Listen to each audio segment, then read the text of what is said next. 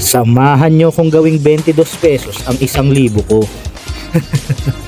Kailangan ko na magpapalit dahil gutom na ako. I just need 20. 20. 1000 咯，1000也可以22 something 咯，你想？ Pero para manos a manos daw, isagad na natin.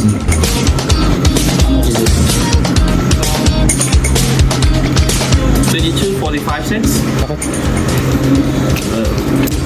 Nakita nyo yun?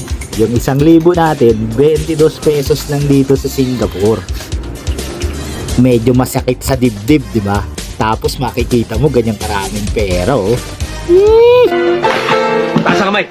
Taas ang kamay! Hold up to! Akin na lahat ng pera. Ha? Akin na lahat ng pera! Taas ang kamay!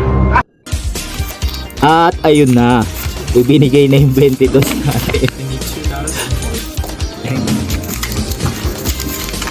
Ito pala yung mga itsura ng mga currency nila rito. So technically, meron tayong 22 Singaporean dollars at 45 cents. As I walk by, inatak yung mata ko rito. And guess what? Kung magkano ang kanilang menu? How much is it? $10. So dalawang kainan lang tong 1,000 natin dito. Ayam chicken rendang. Parang may katunog ah. Rendon Labrador. Iwan. Ay, pamilya mo pa. Ginawa ko lang light yung introduction ng video na to, pero may gusto akong sabihin sa inyo.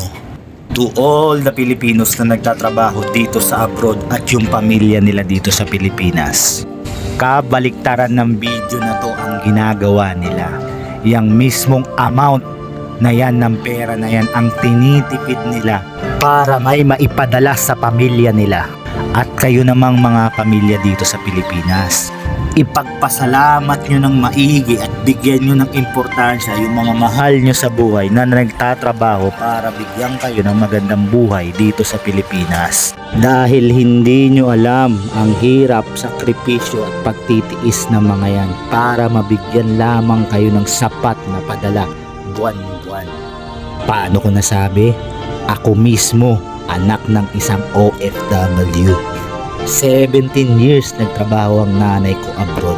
Kaya kung ano yung nararamdaman mo, naramdaman ko